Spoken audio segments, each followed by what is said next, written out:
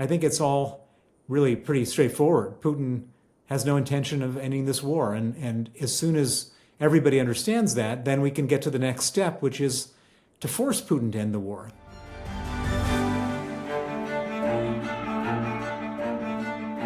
Hi, I'm Maddie, Hale, and welcome to the Trump Report. Today we've had Sir Bill Browder on the show. We've gone through this lack of meeting that occurred between President Putin and President Zelenskyy. Zelenskyy arrived in Turkey ready to meet the Russian president, to no avail, as we expected. So we speak to Bill about that. We speak to him about Donald Trump's reaction. He said, well, why would Putin want to go to a meeting that I'm not going to? Well, then why didn't you force his hand? We question. So there's so much involved in today's meeting, and what are the next step?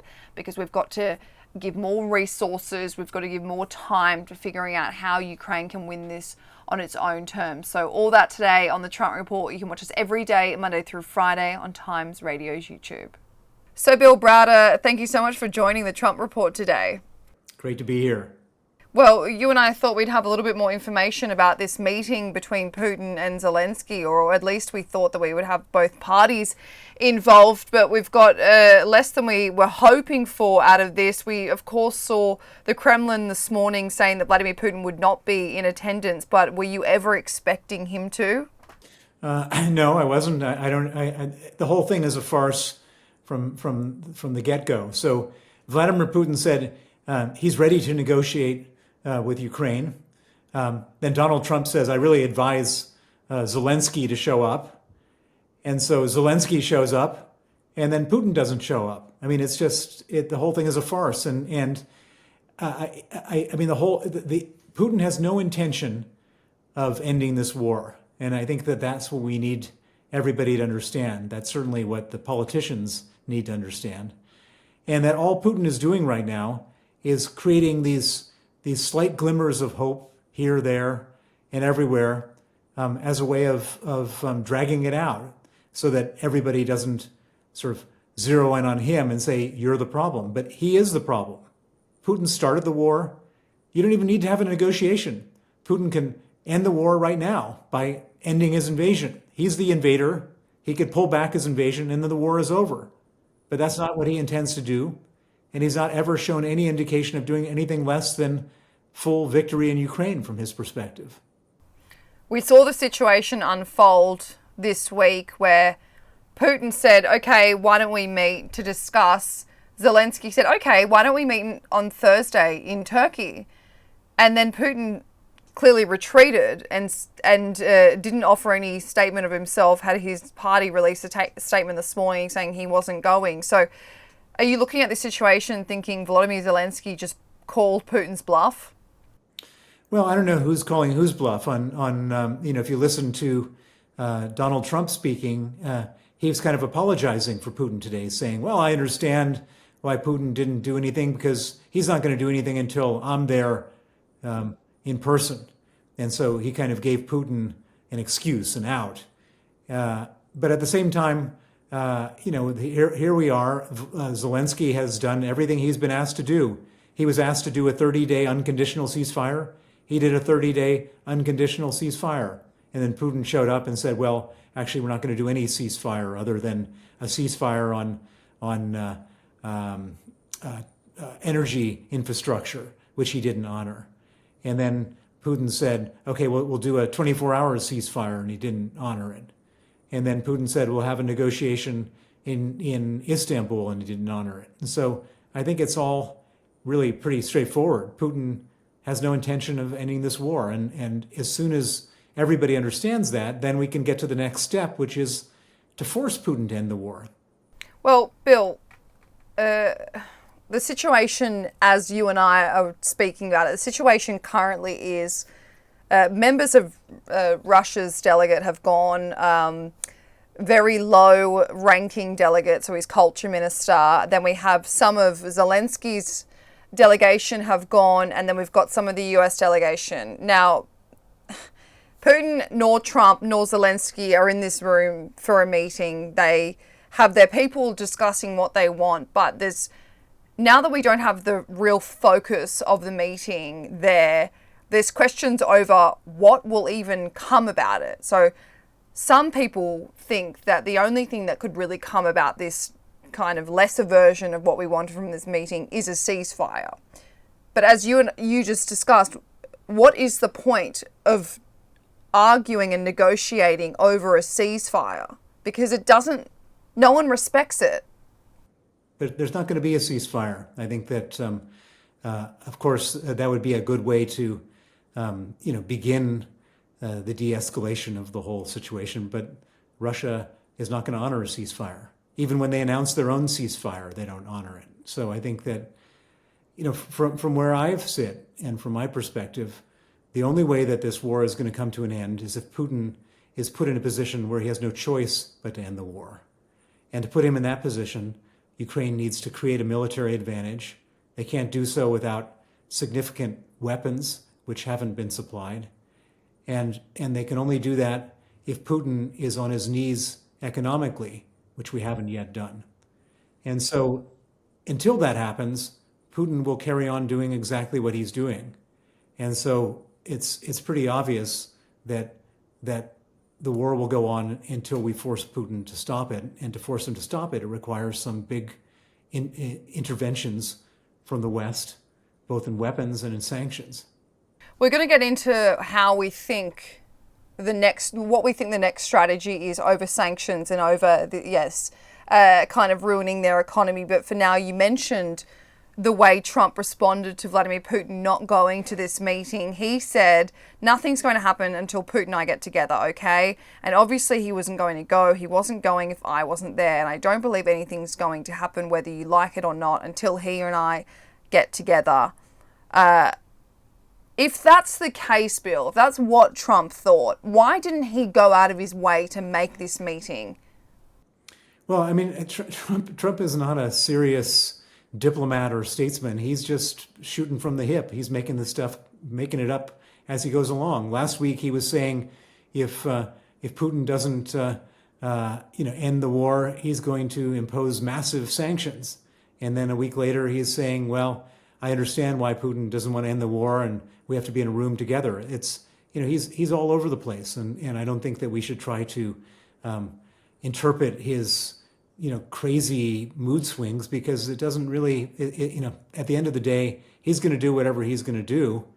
I mean, the one thing which is interesting about this whole story is that Europe has been very consistent. Europe and the UK have been very consistent. They've said that we support Ukraine, that the only way to end this war is to give Ukraine the weapons they need and to sanction Russia more. America hasn't gone along with that. Europe should just go it alone. And at the moment, Europe is very scared that America will withdraw military aid, which more or less I think has already happened. And the one way around this whole thing, so that Trump loses his leverage completely, is to confiscate the $300 billion of frozen Russian central bank reserves. $300 billion of reserves, which are mostly held in Europe, would basically pay for the war that America has withdrawn from. And if that money is available to Ukraine, then Trump doesn't have any say in the matter. He can have as many meetings as he wants with Putin, but it doesn't matter. And I think that has to happen. That will be the determining next step in this war. I wonder why this hasn't happened, Bill, because you and I have spoken about this so many times. You've met with leaders that have discussed it. We know that this is a conversation happening behind closed doors. But then, of course, we have the EU, the UK saying that they're preparing further sanctions on Russia's energy and financial sectors, something we've just been discussing at great lengths. They're still saying that they're preparing to put in more sanctions, especially after Putin withdrew from going to this meeting or never really planned to. But then the French foreign minister said that he and his NATO counterparts said that the message is clear: ceasefire now, no conditions. If Russia continues, it chooses isolation and massive sanctions. Why are we still talking in hypotheticals and in threats? We've had the message is clear now. The problem is that the EU, the UK, and others don't want Trump and the United States to split off. And so they're doing everything they can to try to keep this coalition together. And what that means is that, and they're doing it both from practical standpoint, they don't want to lose the 40% of military aid that the U.S. provides to Ukraine. But they're also doing it from a very self-interested perspective, because everybody is desperately afraid that if they split off from the United States, that might feed into negotiations about tariffs and other issues which have equal significance to different parties. And so everybody is just tiptoeing around Trump, trying not to inflame him, trying to keep him on side, and therefore that is the reason why we haven't confiscated the central bank reserves. That's the reason why we haven't put on crippling sanctions from the EU and the UK side. And it may go on for a while like this, depending on how Trump conducts himself. So do you think that the EU, the UK, fellow NATO countries are apprehensive about taking control of the situation to help Ukraine out because they know that Trump's ego and his desire to have this war end on his legacy is so important to him that it could in turn affect their relationships, their economies, as you mentioned, their tariffs? And add on one more thing, which is NATO troops, the U.S. NATO presence on the ground in Europe, which is very important to Europe. And so the U.S. is a very important player. It's been an important player for the last 80 years. It's hard to imagine for most Europeans not having the U.S. in terms of a NATO partner, NATO troops, nuclear umbrella, etc. And so it's very significant. This is not something to be treated lightly. And so everybody is just trying to figure out a way to conduct this whole conversation in a way that keeps America on side, keeps Trump on side. Bill, if Trump was serious about being the one to end this war, if he was serious about his own comments that he believes that he's the only one that can end the war, that he's the only one that can, force Putin's hand, force him to do what he wants, or even believes that the fact that he wasn't at the meeting meant that Putin wouldn't be at the meeting, should he have forced Vladimir Putin to attend the meeting today? Well, the one thing that we should be really clear on is that he's got an enormous amount of power. The U.S. president is the most powerful man in the world. He has a lot of different levers he can pull if he decides to pull them. One of them, which has been proposed by Lindsey Graham, the Republican senator who's a big Trump ally, is that if Putin doesn't negotiate, then impose 500% tariffs on countries and companies that buy oil from Russia, so that nobody buys any oil from Russia. That would get everybody really quick stopping sending money to Russia. And if that happened, Putin would be quickly bankrupt, and then he would negotiate.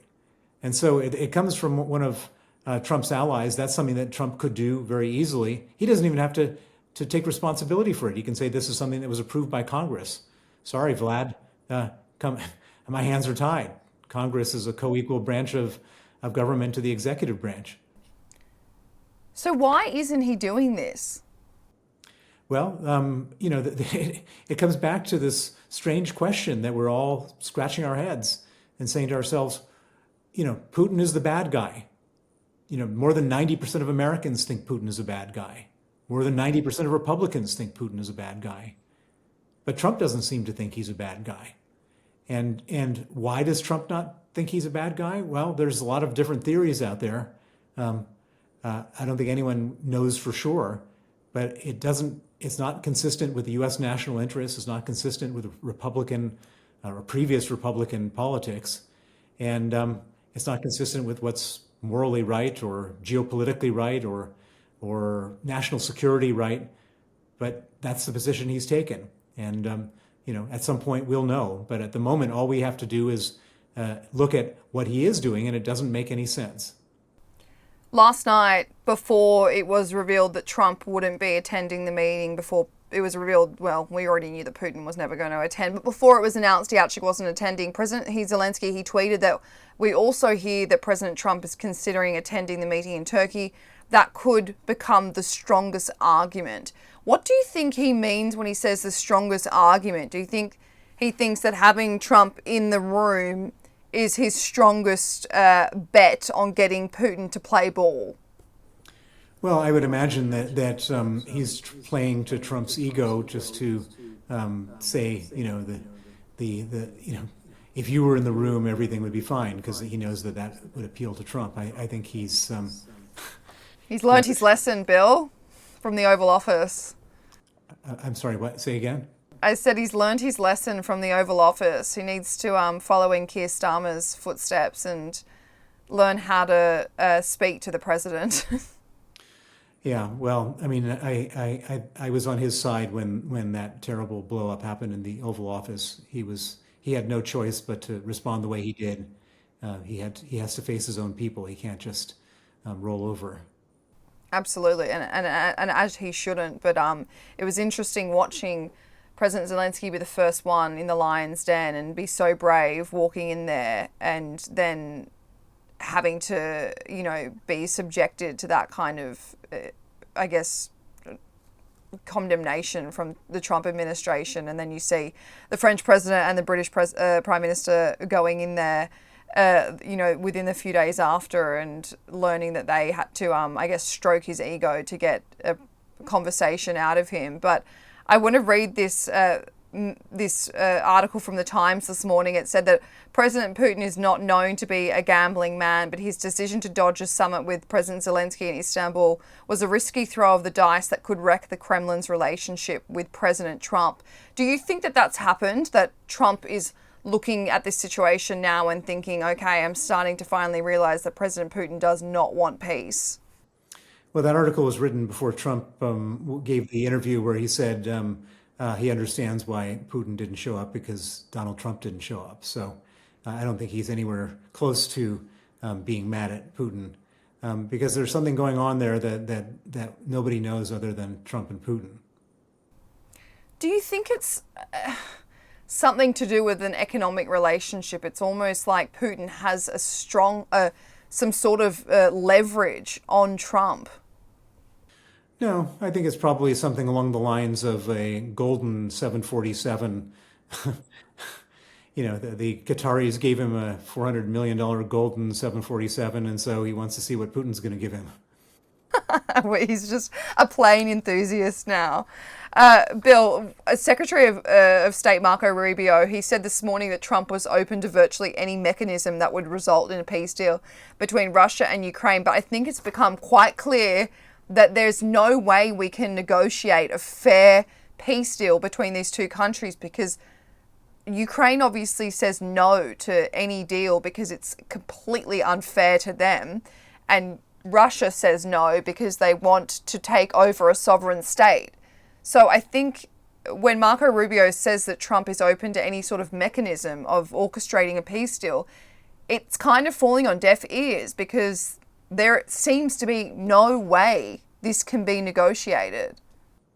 Well, you're exactly right. So the only way that this war is ultimately going to end is either Ukraine destroys the Russian invaders, or Russia destroys Ukraine.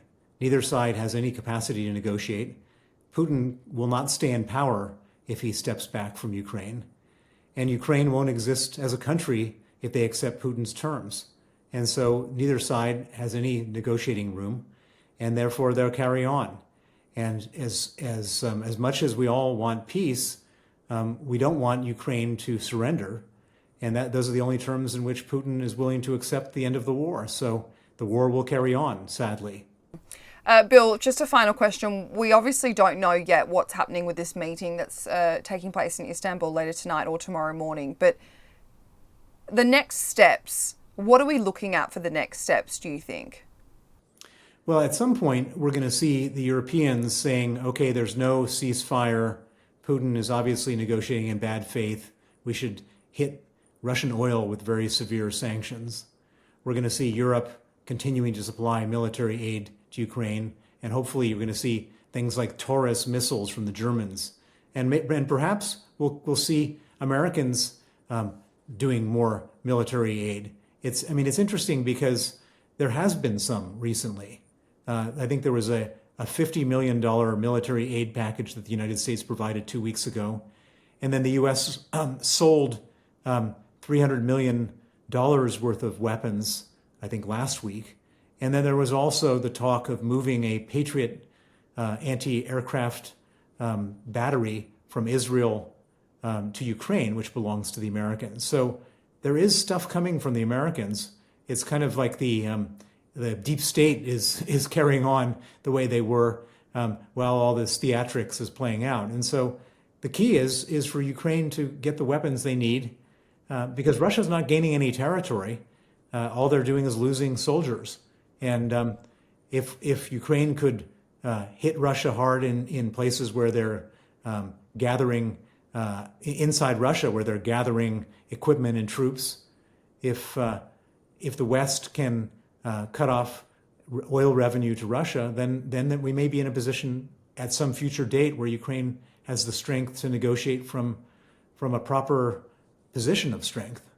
And we hope for that. And I think right now the fact that this meeting and the lack of presence from Russia's, top diplomats, along with Vladimir Putin, showed the world that he never had any intention of wanting a peace deal. And it should show Donald Trump that Putin has been playing him the entire time. And I think that kind of backstabbing hopefully will force Donald Trump to, yes, be giving Ukraine exactly what they need so that they can fight this war on their own terms and be able to be in a position of power to, yes, exactly, as you said, negotiate the end of the war. So we'll be watching the next few days. So Bill Browder, thank you so much for joining the Trump Report today.